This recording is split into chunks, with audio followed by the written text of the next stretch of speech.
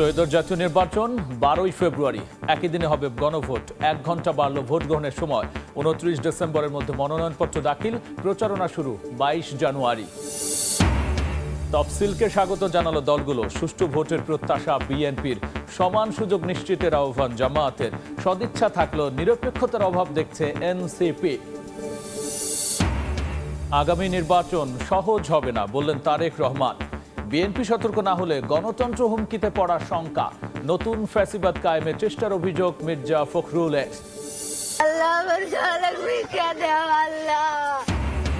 45 foot গর্ত করেও মেলেনি শিশু সাজিদের সন্ধান। এখনো আটকা গভীর নলকূপের পাইপে। উদ্ধারে ফায়ার সার্ভিস ও সেনাবাহিনী।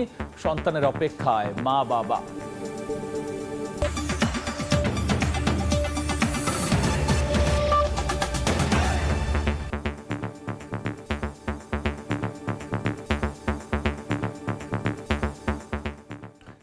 জনপদের সময়, সঙ্গে আছি আমি গোলাম রাব্বি।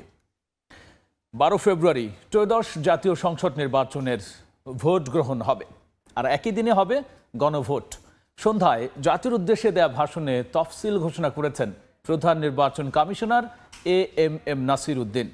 মনোনয়নপত্র জমা দেয়া যাবে 29 ডিসেম্বর পর্যন্ত, আর প্রত্যাহারের শেষ তারিখ 20 জানুয়ারি। 21 জানুয়ারি প্রতীক বরাদ্দের পরদিন থেকে 10 ফেব্রুয়ারি পর্যন্ত করা যাবে নির্বাচনী প্রচারণা। নির্বাচন সুষ্ঠু, অবাধ ও অংশগ্রহণমূলক করতে সব অংশীজনের সহযোগিতা চেয়েছেন সিইসি। তফসিল ঘোষণা করায় নির্বাচন কমিশনকে শুভেচ্ছা জানিয়েছেন প্রধান উপদেষ্টা ডক্টর মোহাম্মদ ইউনূস। আসসালামু আলাইকুম। সব অনিশ্চয়তার অবসান ঘটিয়ে জাতীয় সংসদ নির্বাচন এবং গণভোটের তফসিল ঘোষণা করেছে নির্বাচন কমিশন। জাতির উদ্দেশ্যে দেয়া ভাষণে ভোটের সময়সূচি জানান প্রধান নির্বাচন কমিশনার এএমএম নাসির উদ্দিন। বৃহস্পতিবার সন্ধ্যায় বিটিভি এবং বাংলাদেশ বেতার সহ সব বেসরকারি গণমাধ্যম জাতির উদ্দেশ্যে দেয়া প্রধান নির্বাচন কমিশনারের এই ভাষণ প্রচার করে। সামনে হাজির হওয়ার সুযোগ দিয়েছেন।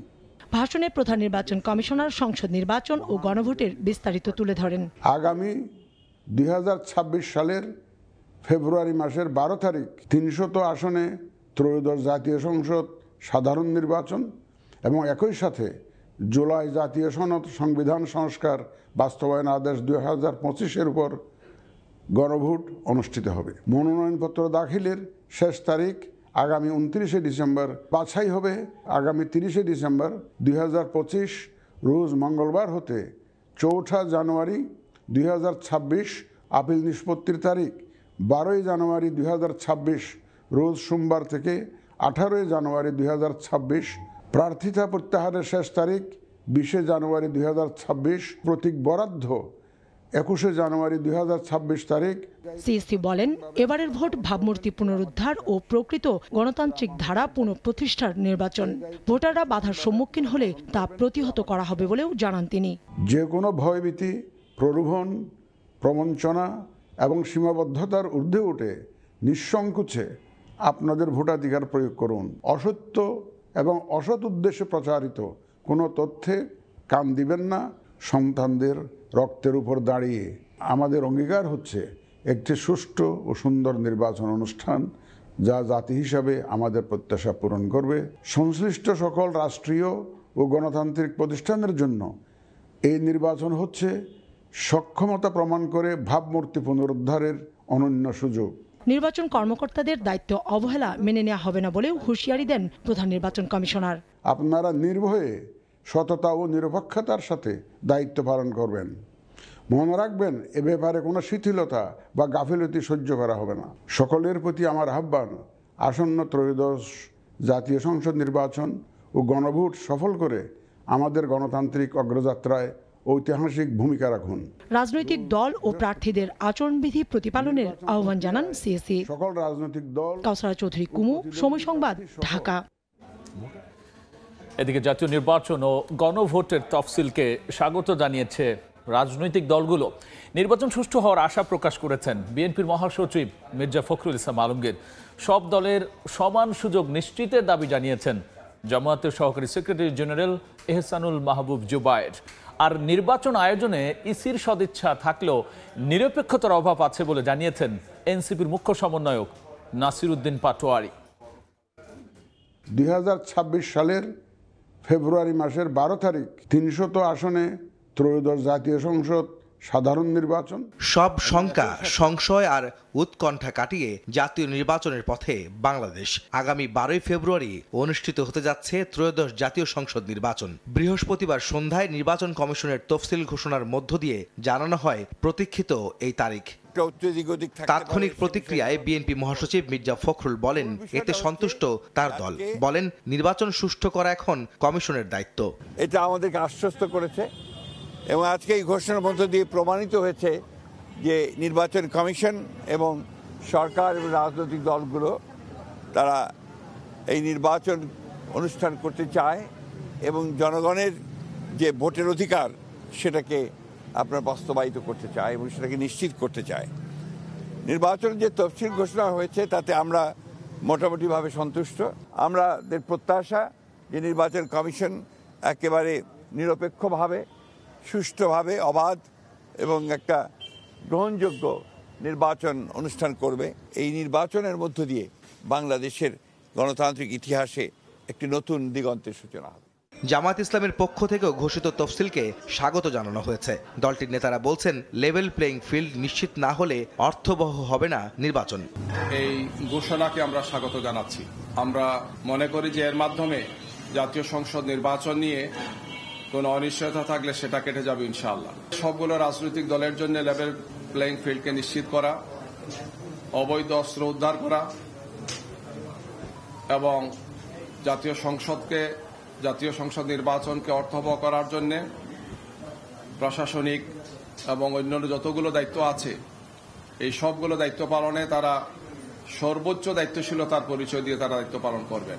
আগামী ফেব্রুয়ারিতে নির্বাচনের তারিখ ঘোষণাকে স্বাগত জানালেও জাতীয় নাগরিক পার্টির নেতারা বলছেন, সুষ্ঠু নির্বাচন আয়োজনে কমিশনের সদিচ্ছা আছে, তবে ইসির ওপর শতভাগ আস্থা রাখতে পারছে না এনসিপি।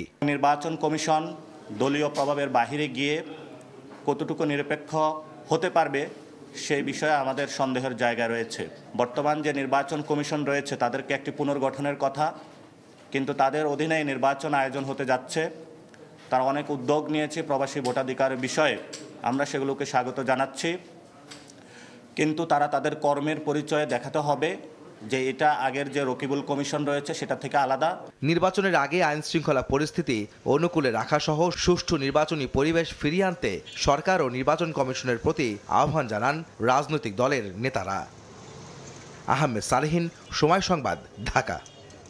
আগামী নির্বাচন সহজ হবে না।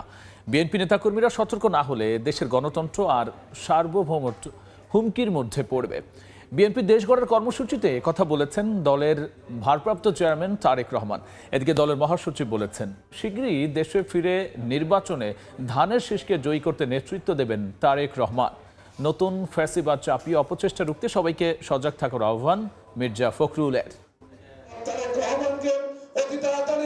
জনতার রায়ে ক্ষমতায় গেলে দেশকে কিভাবে গড়ে তোলা হবে সেই পরিকল্পনা নিয়ে সপ্তাহব্যাপী দেশ গড়ার কর্মসূচি বিএনপির। পঞ্চম দিনে বৃহস্পতিবার সকালে রাজধানীর কৃষিবিদ ইনস্টিটিউশন মিলনায়তনে যোগ দেন সারা দেশ থেকে আসা নেতাকর্মীরা। 5ই আগস্ট আমরা মুক্ত হয়েছি। দলটির মহাসচিব মির্জা ফখরুল ইসলাম আলমগীর বলেন, ধর্মকে ব্যবহার ও ৭১-এর বিরুদ্ধে অবস্থান নিয়ে নতুন ফ্যাসিবাদ চাপিয়ে দেওয়ার অপচেষ্টা চালাচ্ছে একটি গোষ্ঠী। ৭১ সাল আমাদের অস্তিত্ব। পত্রিকা দেখলাম 1971 সালের প্রজন্ম নাকি নিকৃষ্টতম প্রজন্ম। কোন সাহস এই কথাগুলো বলে তারা? আরেকটা ফ্যাসিজম অন্য দিক থেকে আমাদের উপরে চেপে বসতে চাইছে কিনা? শিগগিরই তারেক রহমান দেশে ফিরে ধানের শীষকে জয়ী করতে নেতৃত্ব দেবেন বলেও জানান মির্জা ফখরুল। আমাদের নেতা খুব শিগগিরই আমাদের মাঝে আসবেন। নেতা যেদিন আমাদের আসবেন, যেদিন বাংলাদেশে পা দেবেন, সেদিন যেন সমগ্র বাংলাদেশ কেঁপে উঠে। বন্ধু, একই অনুষ্ঠানে দলটির ভারপ্রাপ্ত চেয়ারম্যান তারেক রহমান যুক্তরাজ্য থেকে ভার্চুয়ালি যুক্ত হয়ে বলেন, আগামী নির্বাচন সহজ হবে না। বিএনপি নেতাকর্মীরা সতর্ক না হলে দেশের গণতন্ত্র ও সার্বভৌম হুমকির মধ্যে পড়বে। আমি 1 বছর আগে বলেছিলাম যে এই নির্বাচনটি আমরা যত সহজ ভাবছি, অ্যাকচুয়ালি নির্বাচনটি তত সহজ নয়। এখনো যদি আমরা সিরিয়াস না হই, সামনে এই দেশের অস্তিত্ব, সার্বভৌমত্ব হুমকির সম্মুখীন হবে। দেশ গড়ার দলীয় পরিকল্পনা জনগণের কাছে পৌঁছে না দিলে অন্যরা ভোটারদের বিভ্রান্ত করবে সতর্ক করে তারেক রহমান বলেন, ধানের শীষের পক্ষে জনরায় আনতে হলে তাদের সব কর্মীকে মাঠে নামতে হবে। যে দলীয় যে পরিকল্পনা দেশ এবং মানুষকে ঘিরে, এই পরিকল্পনার কথাগুলো মানুষের কাছে পৌঁছে দিতে হবে। মানুষের রায় আপনার দলের পক্ষে, ধানের শীষের পক্ষে আনতে হবে নির্বাচনের দিন, ভোটের দিন। নির্বাচনের আগে অনেক দলের পরিকল্পনা আসবে, তবে বিএনপির মতো বাস্তবসম্মত দেশ গড়ার পরিকল্পনা অন্য কেউ দিতে পারবে না বলে দৃঢ়তার সঙ্গে জানান দলটির ভারপ্রাপ্ত চেয়ারম্যান। মহিলাদের জন্য ফ্যামিলি কার্ডের ব্যবস্থা করব। আহমেদ সালেহীন, সময় সংবাদ, ঢাকা। বেগম খালেদা জিয়াকে ইলেকটিভ ভেন্টিলেটর সাপোর্টে নেওয়া হয়েছে বলে জানিয়েছে মেডিকেল বোর্ড। তার চিকিৎসার বিষয়ে কোনো ভুল তথ্য না ছড়িয়ে বোর্ডের প্রতি আস্থা রাখার আহ্বান জানিয়ে বিবৃতি দেওয়া হয়েছে। বিকেলে বেগম জিয়ার চিকিৎসায় দেশি বিদেশি বিশেষজ্ঞ চিকিৎসকদের সমন্বয়ে গঠিত মেডিকেল বোর্ডের পক্ষ থেকে এক বিবৃতিতে এই আহ্বান জানানো হয়। বিবৃতিতে বর্তমান অবস্থা সম্পর্কে জানানো হয়, গত কয়েকদিনের বিভিন্ন পরীক্ষা নিরীক্ষায় তার স্বাস্থ্যে বেশ কিছু জটিলতা পাওয়া যায়। শ্বাসকষ্ট বেড়ে যাওয়া, রক্তে অক্সিজেনের পরিমাণ কমে যাওয়া এবং কার্বন ডাই অক্সাইডের মাত্রা বেড়ে যাওয়ায় তাকে হাই ফ্লো নাজাল ক্যানুলা ও বিআইপিএপি মেশিনের মাধ্যমে চিকিৎসা দেওয়া হয়। কোনো উদ্ধার হয়নি রাজশাহীতে নলকূপের পাইপে আটকে পড়া শিশু সাজিদ। ৪৫ ফুট গর্ত করেও মেলেনি তার সন্ধান। পাশের মাটি সরানো সহ নানা কৌশলে শিশুটিকে উদ্ধারে কার্যক্রম অব্যাহত রেখেছে ফায়ার সার্ভিস, আর তাদের সঙ্গে যোগ দিয়েছে সেনাবাহিনী। এদিকে সন্তানকে ফিরে পাওয়ার অপেক্ষায় বাবা মা।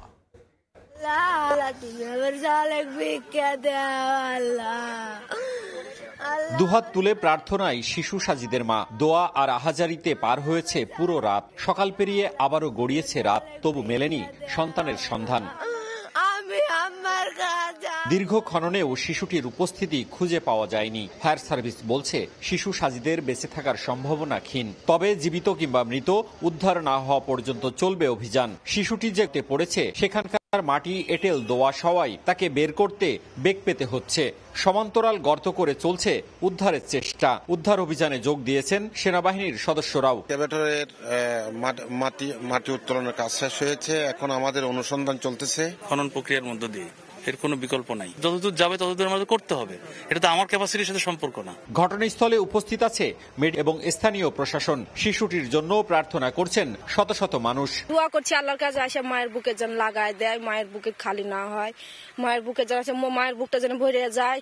সারা রাত কান দিচ্ছি, আল্লাহর কাছে দোয়া করেছি। গর্তটা যখন হয়েছিল তার নিজস্ব জমি, তাকে একান্ত উচিত ছিল বন্ধ করে দেওয়া। বুধবার দুপুরে তানোরের কোয়েলহাট গ্রামে পরিত্যক্ত গভীর নলকূপের গর্তে পড়ে যায় 2 বছরের শিশু সাজিদ। তাকে উদ্ধারে রাজশাহী ও চাঁপাইনবাবগঞ্জ ফায়ার সার্ভিসের 3টি ইউনিট কাজ করছে। মওদুদ রানা, সময় সংবাদ, রাজশাহী। জনপদের সময়ে আরও থাকছে। বিজয় দিবস সামনে রেখে চাঙ্গা গদখালির ফুল ব্যবসা। ভালো দাম পাচ্ছেন চাষিরা। 5 কোটি টাকার বেচা কেনার লক্ষ্য। চাহিদা থাকায় ইংরেজি নববর্ষ বাজার ধরার আশা।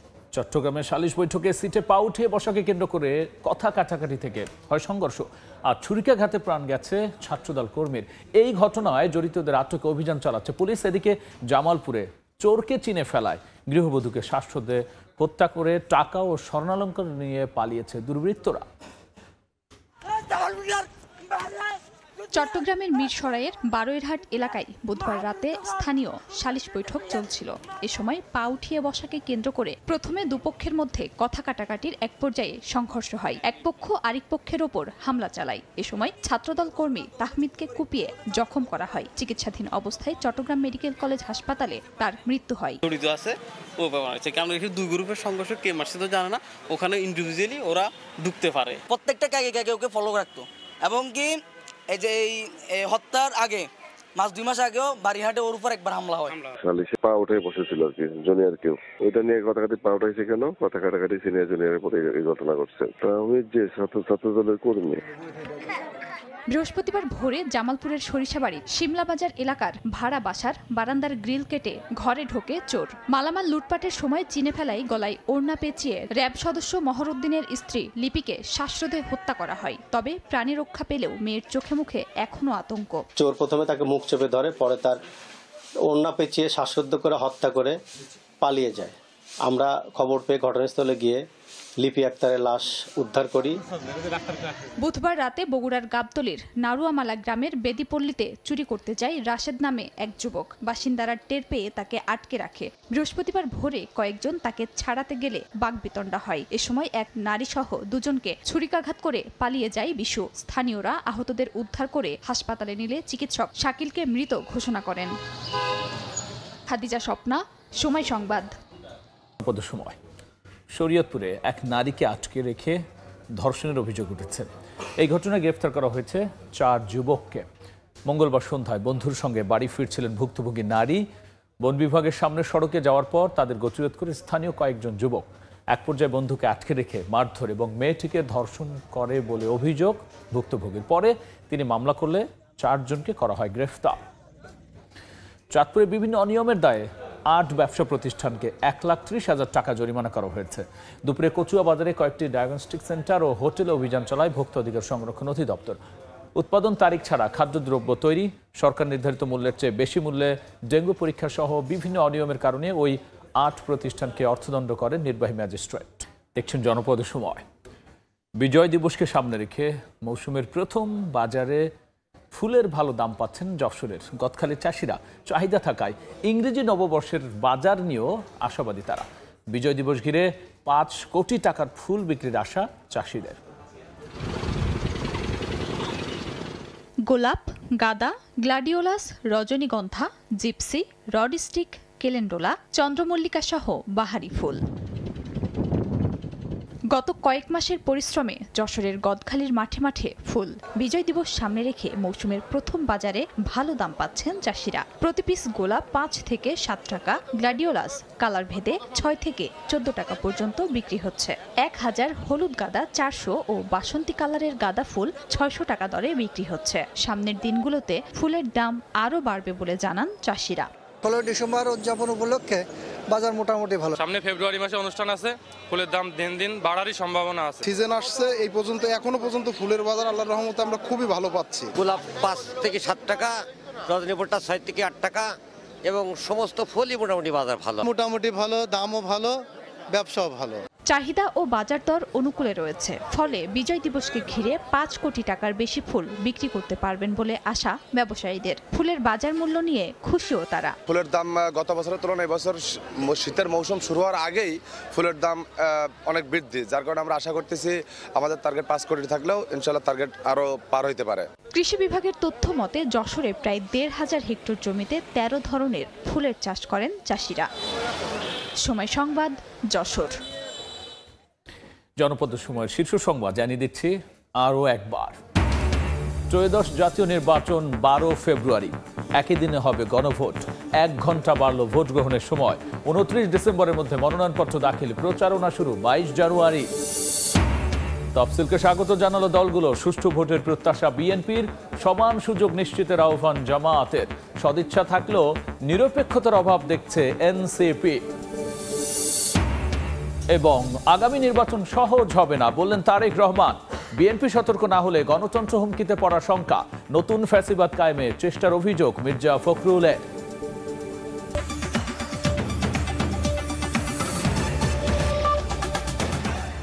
এই ছিল জনপদের সময়।